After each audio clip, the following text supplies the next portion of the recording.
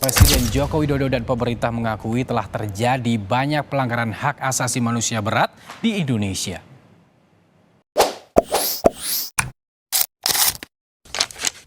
Hak asasi manusia adalah seperangkat hak dasar yang melekat pada diri setiap insan, semata-mata karena ia adalah manusia. Hak-hak ini bersifat universal, tidak dapat dicabut, tidak dapat dipisahkan, dan saling bergantung. Artinya, dimanapun seorang berada, tanpa memandang ras, warna kulit, jenis kelamin, kekayaan, agama, pandangan sosial, kelahiran, dan status lainnya, ia telah memiliki hak-hak tersebut sejak lahir. Di sini, kami akan menjabarkan 5 contoh hak asasi manusia.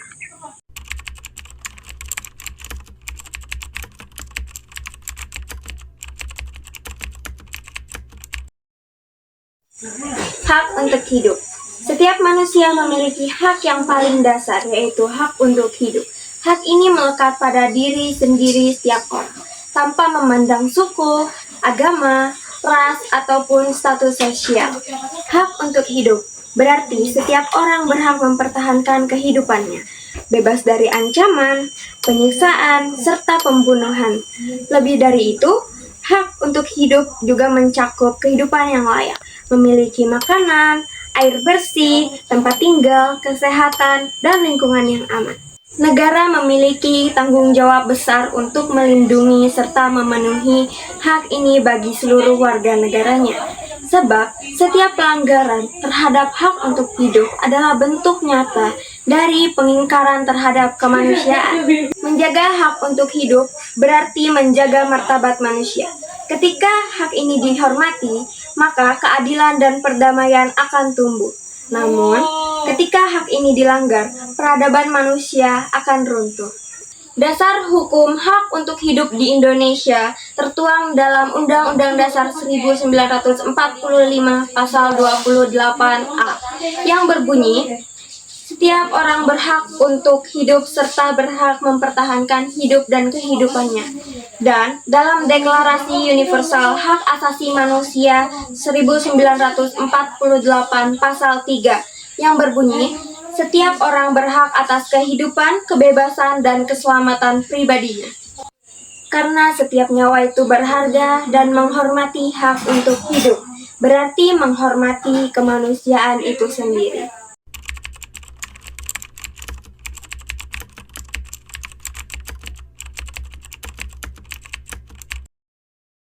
Kebebasan merupakan salah satu hak asasi manusia yang paling mendasar dalam kehidupan. Sejak manusia dilahirkan, tiap individu memiliki hak untuk berpikir, berbicara, bertindak, dan menentukan jalan hidupnya sendiri tanpa ada paksaan dari pihak manapun. Kebebasan adalah nafas dari kemanusiaan itu sendiri. Tanpa adanya kebebasan, manusia kehilangan esensinya sebagai makhluk hidup yang berakal dan bermartabat. Namun, kebebasan bukan berarti tanpa batas. Dalam menjalani kebebasan, seseorang tetap harus menghormati hak orang lain dan kebebasan orang lain, serta mematuhi aturan hukum yang berlaku. Disinilah tanggung jawab sosial menjadi penting untuk menjaga keharmonisan antar masyarakat. Di Indonesia, hak atas kebebasan dijamin oleh Undang-Undang Dasar Negara Republik Indonesia tahun 1945. Dalam pasal 28E ayat 2, disebutkan bahwa setiap orang berhak atas kebebasan, meyakini kepercayaan, menyatakan pikiran dan sikap sesuai dengan hati nuraninya. Sementara, ayat 3 menegaskan bahwa setiap orang berhak atas kebebasan berserikat, berkumpul, dan mengeluarkan pendapat. Selain itu, Undang-Undang Nomor 39 Tahun 1999 tentang hak asasi manusia juga mempertegas perlindungan terhadap hak kebebasan, termasuk kebebasan beragama, berpendapat, dan memperoleh informasi. Dalam kehidupan sehari-hari, kebebasan menjadi fondasi terciptanya masyarakat yang demokratis.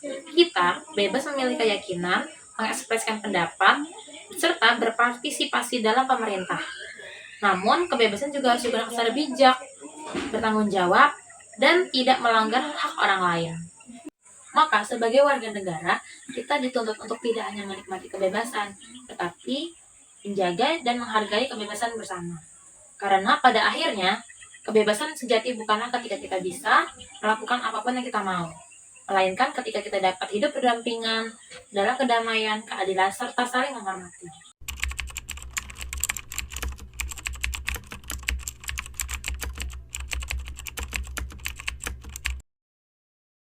Yang ketiga, hak asasi manusia dalam aspek keadilan.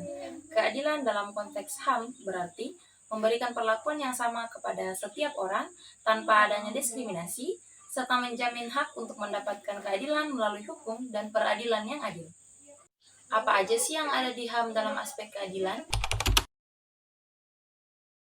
Hak atas perlakuan yang adil, artinya bahwa setiap orang berhak diperlakukan dengan adil di mata hukum, dan itu diatur dalam Dasar Hukum Undang-Undang Dasar 1945 Pasal 27 ayat 1 yang berbunyi, segala warga negara bersamaan kedudukannya di dalam hukum, dan pemerintah yang wajib menjunjung hukum dan pemerintahan itu dengan tidak ada kecualinya.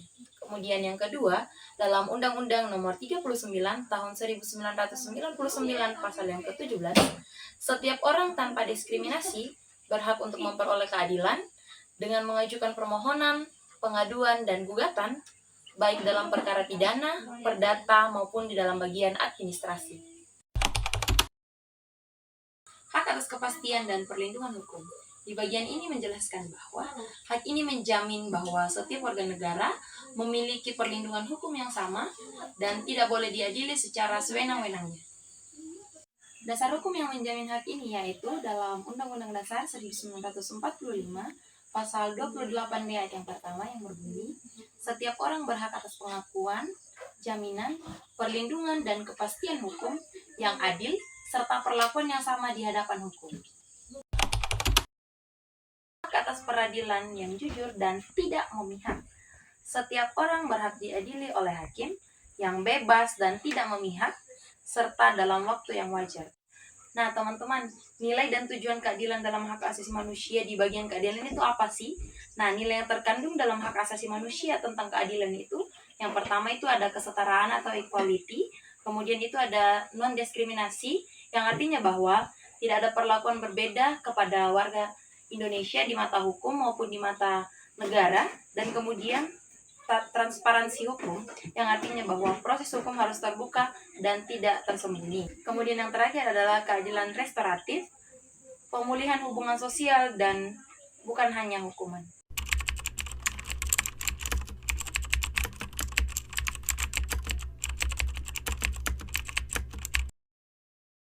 Yang keempat ada pendidikan. Pendidikan dan manusia adalah dua sisi mata uang yang tak terpisahkan.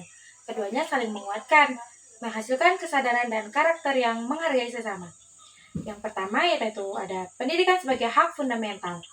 Di Indonesia, hak ini dijamin secara konstitusional tertuang dalam UUD 1945 dengan tujuan mulia, mencerdaskan kehidupan bangsa, menegakkan keadilan, dan mendorong pembangunan.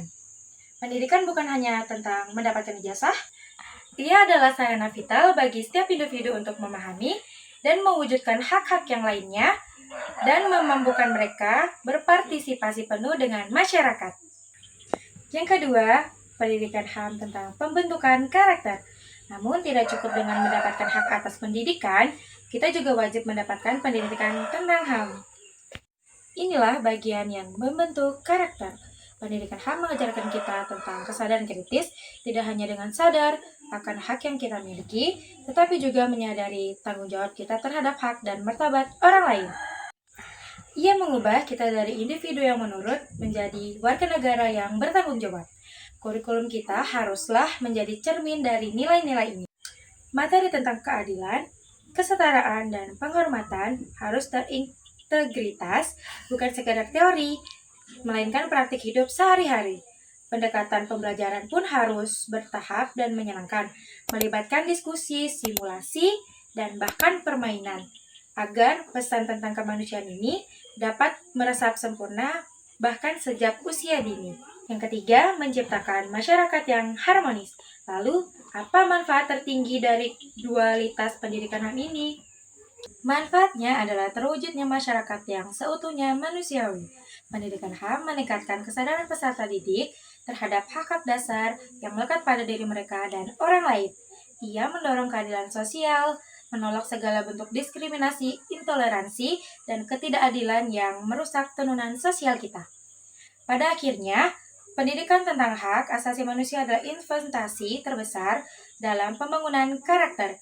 Ia membangun masyarakat yang harmonis, sebuah komunikasi, dan menjunjung tinggi martabat manusia, mampu hidup damai, adil, dan saling menghargai. Pendidikan adalah janji untuk masa depan yang lebih adil. Marilah kita jadikan ruang-ruang belajar sebagai ladang pembibitan bagi kesadaran HAM. Membentuk generasi yang tidak hanya cerdas ilmu, tetapi juga karya nurani dan martabat.